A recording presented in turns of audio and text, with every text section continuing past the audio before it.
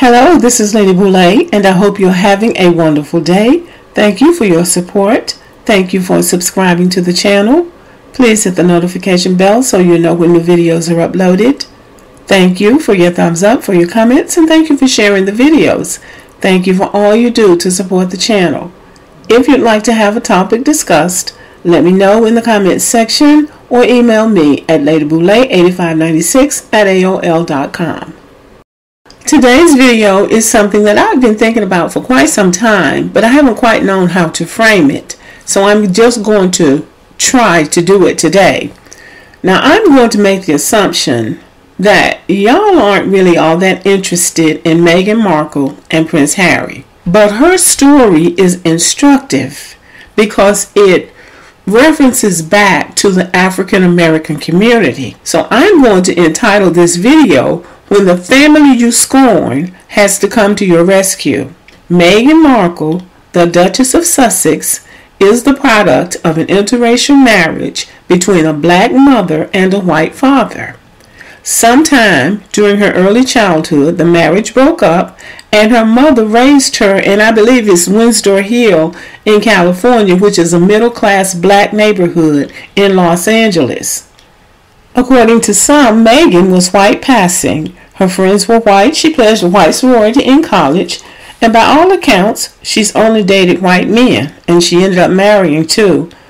So those are pretty good signs that she was comfortable in the white community, and she rode that wave successfully for many years. But the one black constant in her life is and has been her mother. So she's no imitation of life story where you deny your family, your mama, up until the time she's dying, and then you come in at the last minute crying about how much you love her. She's not that. Her mother has always been included in her life. And publicly, she's identified as being mixed race or biracial. And that is correct. That's what she is. Meghan did not cut ties with her black family, and that is really what you have to do if you're really passing. So she's done modified passing if she's been passing. But there is no denying that she's bonded with her white peers more than she has black people of her generation. So she married the first white man. The marriage didn't last, and she went on to build a successful career as an actress. Then enters Prince Harry, son of the heir to the British throne. They fell in love and got married. We watched it on television, and that was weird to me because Meghan Markle had never been associated with black people. Now all of a sudden you've got a black preacher, a black choir, and a black bass player. It was interesting, but something about it was just off. What it was is that a message was being sent, and the message was, Meghan Markle is black. The Queen had to approve that marriage, so it wasn't like Prince Harry went off and fell in love with somebody and jumped up and married her. It was approved. So they wanted some part of her in that family. Somebody says because they needed to change their image. Anyway, I don't know. I don't think they saw the train wreck, though. That was Meghan Markle's father and her half-siblings. Those people were a disaster, and I ended up feeling really sorry for Meghan. That, as much as anything, was the reason why they stepped down as senior members of the royal family, because Meghan's family was not going to go anywhere. That was the greatest fun they've ever had, dragging her down. At one point, her sister, who was in a wheelchair, rode up to the gates of Buckingham Palace trying to deliver the Queen a letter trying to tell them how horrible Meghan was, even though Meghan said she hadn't seen that woman in 14 years and had never really been around her that much because there's a big age difference and they had different mothers. But she wanted to tell the Queen some things about Meghan. So the British tabloids were at play, and it seems that members of the royal family who didn't want anybody of African ancestry in that family were also a part of it. So Meghan was in a situation really where she couldn't stay and she couldn't leave, because even though they left, they have not left them alone. The British press follows them, hounds them, stalks them everywhere they go. So they couldn't stay and They couldn't leave, is what it looks like. But in the early part of 2020, they stepped down. They just said they were going to go off and live their own lives and make some money. That's kind of what they said. But they were in a mess. Meghan and Harry were in a mess when they left there. They thought they would be able to go to Canada and live at peace, but all of a sudden, there was no security at the house that they were living, and people knew where they were. Furthermore, the people in Canada, including the Prime Minister, had initially welcomed them to come to Canada to live. But then all of a sudden, the people who had welcomed them before all of a sudden turned on them and said they didn't want them there. Canada is a constitutional monarchy. So, who is the head of Canada's government? The Queen, Prince Harry's grandmother. So that was her territory. So he really wasn't even welcomed there after they put out the word. And any place that Harry would have had citizenship or would have wanted to go would have been an area in the world where his grandmother was controlling things. And they were not going to let him live anywhere like that comfortably. Now, Harry and Meghan were in a mess. Those people don't play. All you have to do is think about the things Princess Diana said, which is Harry's mother. Just listen to the things she said before she was killed in that car wreck. These people take that monarchy, that king and queen stuff very seriously. Their whole life is dependent upon that. And it's a whole industry in England. So that monarchy is very important. But Meghan and Harry were in a mess. They had money, but they still had to be discreet in their movements. So they couldn't just go rent an apartment or a house. He is a member of the British royal family. Those people are always targeted, and the royal family knew that. That's why they snatched the rug out from under them. And again, we have to remember what happened to Harry's mother, Princess Diana, when she tried to exert independence. So they were scared, and they admitted that they were scared, and they had good reason to be. So Harry and Meghan had money, but sometimes money alone is not enough. They needed friends. But their friends abandoned them. Meghan's friends abandoned her.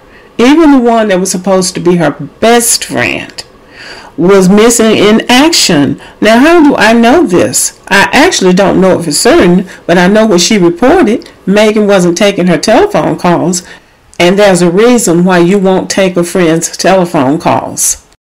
So now things had gotten really real for Harry and Meghan. They were actually a couple without a country. So what was she going to do? And this is where I say, so the side of her ancestry that she had dismissed turned out to be her rescue unit. They had to get out of Canada, and they needed somewhere to stay.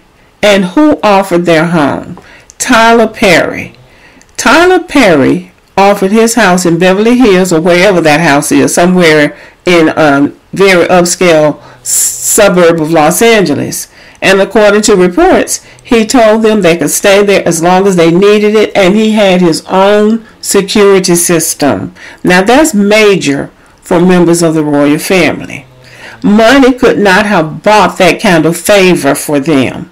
And no white American would put their whiteness at risk by offering to help them, even though they had resources, because that would have put them in conflict with the British royal family. And the goal of the royal family really was to embarrass them, to make them look like they were being stupid, and they were out there on the ocean without a lifeboat. So they wanted to punish them for leaving because Harry was and is the most popular member of the British royal family. Because really, ain't nobody checking for William and Kate and Charles and Camilla because they are not interesting. And so it's all about Harry and Meghan even now. So Meghan owes a debt of gratitude to her African American family because that's not the only thing that was done on her behalf. when she was expecting her first child and she was still trying to live over there with those people, they were making fun of her. They were accusing her of faking the pregnancy, saying that she was holding her stomach like it wasn't a real baby. You could tell when she showed up for events that they were getting the best of her. When The Lion King came out in 2019, Beyonce, Jay-Z, and some other African American entertainers were in London for the premiere, and Meghan and Harry came to the premiere, and the African Americans really showered her with attention and with affection and told her how much they supported her and how much they admired her. Pharrell Williams even curtsied to her. I think somebody didn't tell Pharrell that men don't curtsy, but he did that out of respect, and the news media captured it, and it was really cute. But it was them showing support for her that nobody else was showing. Beyonce was even photographed with a portrait of Meghan behind her, in which Meghan was presented in the likeness of a queen. And I think that was her way of saying, well, you might not like her, but she's a queen to us. But again, this was just showing respect and showing support for Meghan, because it was obvious she was having a rough time over there. And when it was nearing time for the baby to be born, it was reported that Serena Williams hosted a baby shower for her in New York City. Several African Americans were seen going into the hotel for the shower, including Gayle King. So they got settled in the United States at Tyler Perry's house, and they stayed there for a while. But they have bought a house now, and after they bought their house, and I guess Meghan had kind of gathered herself, she gave an interview with Oprah Winfrey. And she got a chance to expose some of the hurtful things that had happened to her in the royal family, including somebody joking about how dark her baby would be. The white press in America talks about Meghan, but they don't necessarily talk to her. And I'm not sure if that's their choice or her choice.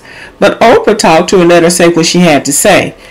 And believe me, Meghan has done some damage to that royal family, because their whole existence is built upon popularity, and not just popularity from white people. They're over the Commonwealth of Nations, and that Commonwealth of Nations is overwhelmingly made up of black people from Africa and the Caribbean. Now, in the past, those black people have been captivated by the royal family. But lately, not so much, because when Prince Philip died earlier in the year, I saw on social media that some of the Africans were making some very insensitive remarks about his passing. Because if they can't accept Meghan Markle, who only has a percentage of African ancestry, what must they think about them? And all of the black people in the Commonwealth of Nations have to think about that. So Meghan and Harry seem to have settled in the United States. Large companies have offered them big money to do projects, especially in entertainment, because they are a hot commodity, and that's what those big companies are about. But I'm still going back to say, at the time that she needed friends, she could not count on those people, but she could count on black people. The fact that they couldn't go anywhere where Harry had citizenship or where he might have had influence is a very big deal. So they had to come to a place where Meghan had a base. And her base was not with white America. It was black America. Ain't nobody else said this, because black Americans don't care about it that much. But her base was here with her mother's people. A British newspaper said that they didn't want the Americans to think that they were racist. Now, what Americans could they have been talking about? Because white Americans are racist too. They were talking about black Americans. They didn't want black Americans to get in it, because we make a lot of noise about racism. Africans and Caribbeans know what's going on here, and before it's over, they're going to have the same reaction to racist things that we have. And the British Commonwealth cannot afford that. So I'm going to say that Meghan Markle and Harry owe black people, black Americans, a debt of gratitude, because it is the collective of African Americans who lifted the ones who were able to help her, especially Tyler Perry. Black women made him. And this is why I say staying united is important for African Americans. It's not about not liking other races of people. The royal family had every intention of closing every door to Harry and Meghan and making them look like idiots. And it would have worked if Meghan hadn't had a power base. It's about having the power and the resources to think and do for yourselves and for each other, for us to do for ourselves and for each other. Meghan Markle is now calling herself a woman of color or black, or something besides the ambiguous mixed race and biracial. She did, to her credit, she had enough goodwill with black people to get the support that she needed at the time that she needed it. But this is a cautionary tale for black people who think that just because they have fame or money, that they don't need anybody. Being out on the ocean without a lifeboat is a very bad time for you to remember that you're black. And I got a feeling that Mr. Travis Scott is going to have that awakening at some point. African Americans have a wonderful power base, and the support that Meghan Markle and Prince Harry received shows that. So we have to learn that for ourselves, because when we do, we're going to be hot to trot. Thank you for listening. Subscribe, give me a thumbs up, leave a comment, share the video, and as always, have a great day.